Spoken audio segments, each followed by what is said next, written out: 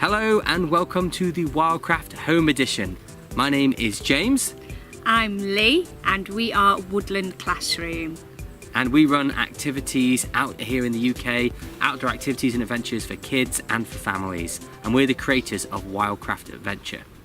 Now in this training video, we're going to be going through the bare essentials of how to run the game and get the most out of it. But we really recommend you also read the how to play guide. There's about 11 pages of rules and ideas in this, which will help you get the most out of your game.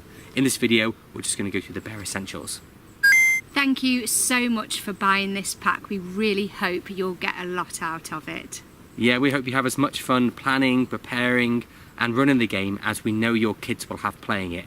If they love Minecraft, they will love this Wildcraft game. So you might already know of Wildcraft Adventure because your child might have already attended an event somewhere and have loved it. Or you might have heard about it, or it might just be that you've Googled Minecraft ideas for parties. But if you want to see more, you can find out more on our Facebook page, Wildcraft Adventure, or go to our YouTube channel, Woodland Classroom, where there's some videos of us actually playing the game.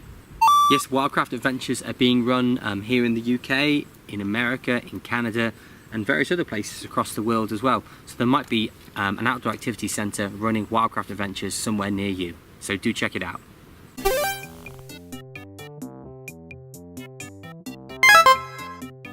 So this Wildcraft Home Edition is perfect for families to play with their children at home. So it could be a birthday party or just entertainment for the summer holidays. You do not need to be an expert or an outdoor activity leader to be able to run this game.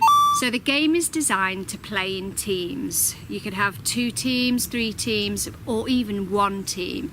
Now, with 1 team, you won't have the competitive element. But with more than 1 team, there is the competition with each other to score the most points and win the game.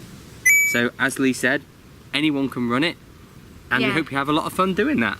It is designed for people just to grab the rules, read through them, grab things from around the house and go with it. And the kids will probably make up their own elements of the game as well, won't they? So they start to adapt it and it becomes their own then, which is really always interesting to see what they come up with. Yes, their creative minds get going, and we usually give extra points for those that have come up with their own ideas. And that's what it's all about. It's about kids using their imagination in the outdoors, discovering things. They might really get into the bug hunting element of the game, and you just run with that and go with it. It's about igniting their passion for nature and the outdoors, getting them out, getting them away from their screens. So how does Wildcraft Home Edition work? Well, essentially it's an outdoor scavenger hunt, and we find that kids really love treasure hunting. So it uses video game themes to get kids gathering resources, crafting items, trading at a market, scoring points, and these points are actually called XP in the game, which stands for experience points, and that's a really common term in video gaming. At the back of your how to play guide, you'll see lots of printable resources, and you might be asking, which ones do I need to print out for the game? Because there's lots of different types. Well, it tells you in here, there's a part of the guide called the Game Resource Guide, and in that it tells you how many of the different guides you might need to print out. We've done them 2-sided here, we'll explain that later. How many tokens you might want to print out, and it all depends on how many teams you've got in the game. So do have a look at that, and it will explain what you need to print out to play the game.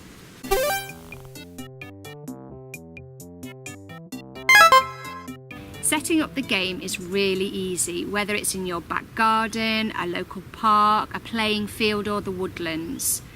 You can even bring it indoors if the weather's really bad and if you don't mind a load of kids invading your home. So the first thing you've done is print off the resources and tokens that you need. You might want to laminate those if you're playing outside, just to make them last a bit longer. If you're going to plan on using them more than once, it gives them a longer shelf life and a bit of weather resistance. You're also going to need kind of a couple of key areas to play in. You're going to need a base camp, which is just the area where everyone can gather to understand the rules. You might create a little circle of logs on the ground. You might just get a few picnic benches, whatever. Somewhere where people can gather and all the kids know when you need to call them back from playing, you can get them together to explain some rules. The other area you're going to need is a marketplace, and we just use a table, put a nice tablecloth out. You can make it elaborate if you want to have some fun with it and put some signage out there. And the marketplace is where you're going to put a lot of the props that the kids can trade for with the resources that they find. And one of the adults is going to man that market. So next up, you're going to hide all your resources around your play area. So you've got a resource guide, which the kids will refer to here. So these are the things you'll be hiding, whether it's the blocks, the tokens, such as these got here, some of the other bits and pieces as well you're going to be hiding around the area. You're going to set them up, hide them, and then the last thing you're going to need for each clan playing in the game is some form of box to represent the wooden chest in the game. You could use a basket, a wooden crate, or you could simply use a cardboard box. That works well. We used a cardboard box and painted it to look like a chest when we first started playing this game. There's also a couple of other printouts included in your pack. You'll see the market sign, which is optional. You can use that so the kids know where the market is. Very handy. We also have some clan guides. We've got the miners, hunters, gatherers, and the explorers. You could give this to each clan at the start of the game, and they could put this where they're going to build their dens to kind of claim their territory. That's everything you need to set up, and now you're ready to start the game.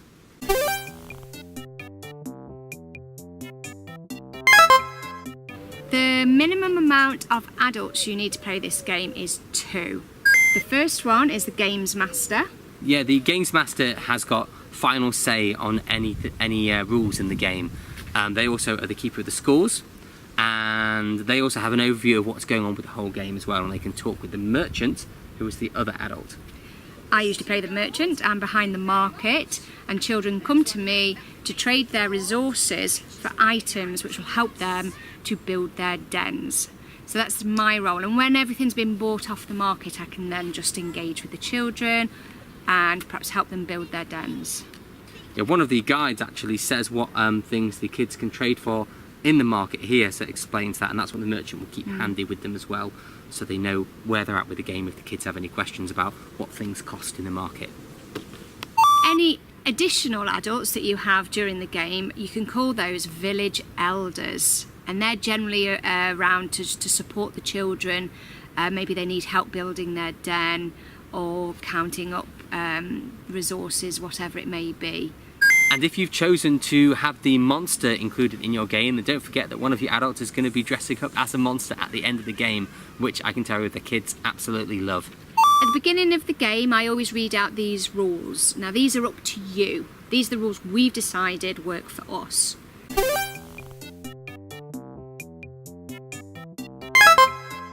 In the game, you will have guides, one for each of the clans. Now, this is a player's guide, and this has all the information on that they need. Yeah, everything you need to know to play the game is actually on those two sides. So if you need a quick reference sheet, rather than all the picture guides that we're about to go through, that has everything on it. And some kids prefer the information written down to that as opposed to pictures. Some kids prefer the pictures, don't they? Yes, for kids who perhaps are more visual learners and don't need to be bogged down with too many details, this is perfect for them. So as an alternative to the player's guide, we have these visual guides. There's 4 of these. One is the resource guide, which tells the kids everything they can look for and collect in the game. Some of them are props you've left about the place, some of them are things they're actually going to find out in the natural world. Now, we've laminated these and made them double-sided, so you've got less sheets to handle, because the resource guide and the crafting guide kind of go well together hand in hand. On the crafting guide, it tells them all the things that they can build and craft in the game, some with their blocks, some with items that they've traded for at the market, okay? It also tells them that at the end of the game, they've got to have built their shelter before the monster comes out to get them at the end. The next 2 guides, as Lee's shown you, are the potion guide, which tells you everything you can make in the way of potions. It's a really good idea to keep a copy of this at the market as well, so the adults have got one to refer to. There's a little note at the bottom of the potion guide that says they can create their own potions. So they don't have to stick to these ingredients. If they want to use their imagination, then that's what the game's all about. Give them points for getting creative and making up their own concoctions. On the reverse of that, we've put the market trading guide, which tells players and the merchant everything that players can buy at the market in order to make some of the things they're going to craft. So everything is on those guides. Have a look through them and see which version of those guides would work best for your group. As an example of the kids trading at the market, we've got here on the player's guide 4 quarry stone, however you choose to represent them. It might be blocks like we've got, or it might be Lego bricks. You'd take them to the market, and in return you'd get a sheet, which would be the roof of their den. You'd get some string and some sticks, which make up their den building kit. If they come and collect that, they get 100 XP. So the games master or merchant will mark down the 100 XP earned for that team when they do that action, and then you're going to be adding up all these scores throughout the day to get your final score at the end.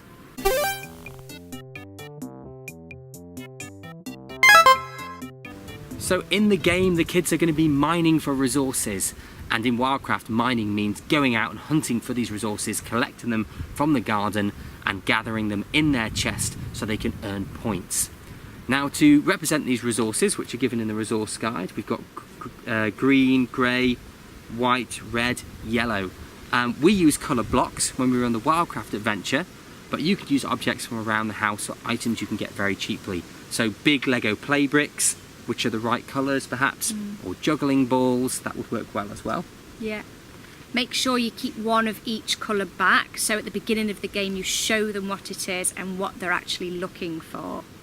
Each one of the resources are worth a different amount of points, which is all put in the player's guide there, and the kids, as they collect them, can get points. Now, there are 3 things they can do with their resources. They can trade them with other clans, and kids love making swaps, don't they? It's one of the best things they like in the game. You can hear all the trade negotiations going on, which is a lot of fun.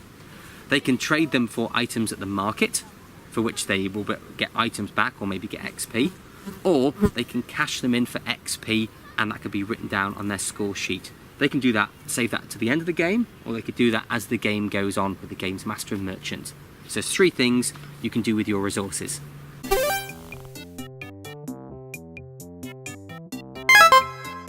Another thing for kids to look for in the game as well as the blocks are these game tokens. We've got the wild boar, the blackberry, the mushrooms, and the wild apple. These all represent different points in the game, and the kids love finding these. It's trading and swapping these as well, and you can have a really good fun hiding these around the garden. So some of the tokens will get you points or allow you to craft different things in the game. For instance, the wild pig. This is actually a really good one you can use if you're going to have like a barbecue at the end of the game to celebrate with the family, and you can trade in your wild pig for a hot dog, as you can see. So that's a good excuse to kind of link in with the food at the end of the game, and that's going to get you 50 XP.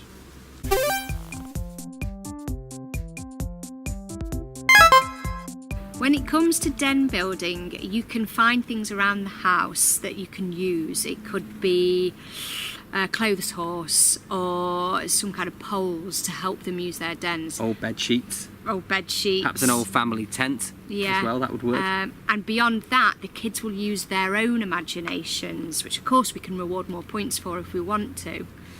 Yeah, whatever you've got that can make a den, because kids love den building, you can use. We've suggested you need a sheet, a string and some sticks, but if you've got more stuff, bring it into your den building kit and let the kids go mad with it.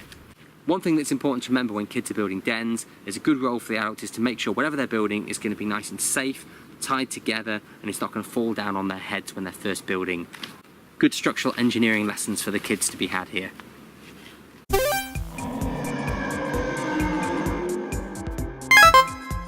Right, the part you've all been waiting for, the monster attack at the end of the game. Now we do say this is an optional rule, but we do know that the kids absolutely love it. Now the idea of the monster is to work as an incentive for the kids to build really good dens and shelters. And what you can say is the monster can't get to you if you've got a really good den, maybe with some traps and they've blocked at the doors, built some little fences and tripwires and all kinds of things around it to keep the monster out. And what we say is if the monster can't get in, then the kids have survived the game and they've won the game. Yes. Now, who's going to be the monster? That's the big question. And what does the monster look like? Well, when we run our full day games, it's a ghillie suit, isn't it? Which is yes. We'll put a picture of that up. The ghillie suit is really great because it looks like a big walking bush. But you can use any kind of fancy dress. It could be a ghost, it could be a monster from Minecraft. There's all kinds of costumes you can get. You can be as elaborate as you want with this. So again, it's up to you how far you want to go with that. Absolutely. You'll know how far you can scare your kids, or not.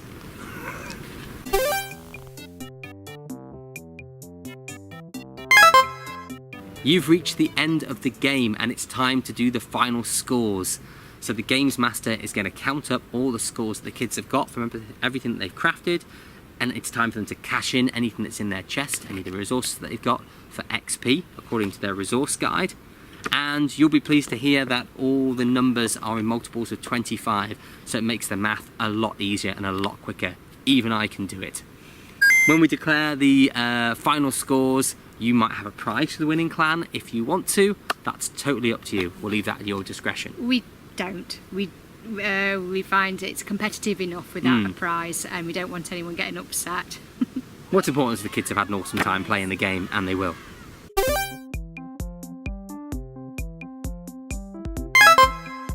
That's it. That's all the rules you need to know, or that we're going to give you in this video. Of course, there's lots more for you to look at and ideas in your player's guide and resource pack.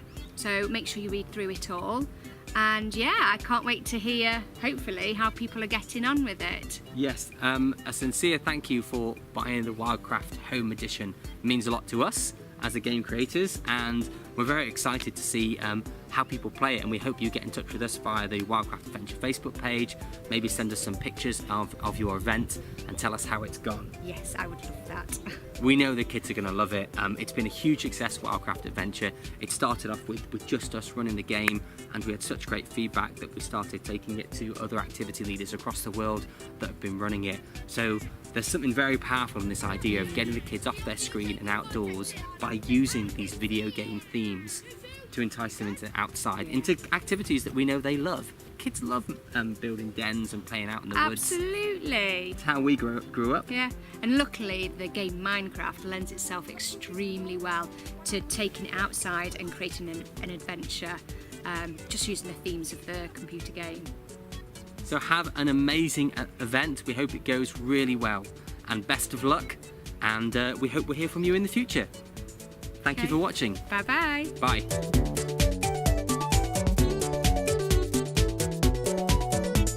Game